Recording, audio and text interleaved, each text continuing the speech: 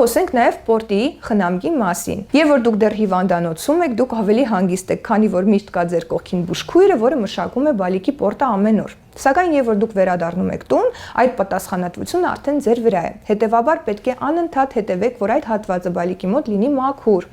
Որոշ բժիշկներ նշանակում են պորտի մշակման համար նախատեսված հատուկ միջոցներ, բժիշկներ կան, որոնք չեն նշանակում։ Դա արդեն դուք պետք է խոսեք ձեր մանկաբույժի հետ, որպեսզի հասկանաք, թե դուք որ միջոցն եք ձեռնարկելու այս դեպքում։ Սակայն պետք է անպայման հասկանալ, որ այդ հատվածը պետք է լինի շատ մաքուր։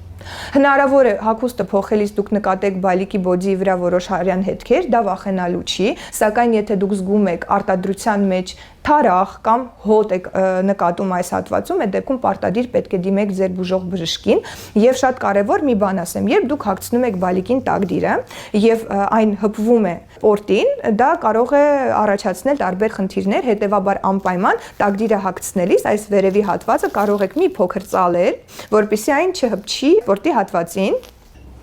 Այսպես եւ պորտի ընկնելուց հետո արդեն ձեզ ավելի հեշտ կլինի, հենց բալիկի պորտը ընկնի, դուք արդեն կարող եք իրեն լոգանք մատուցել, հա, վաննչկայում եւ շատ արագ վերականգնվելու է այս պորտի վերքը, բայց պետք է պարտադիր հիշեք, որ այդ հատվածը պետք է լինի շատ մաքուր։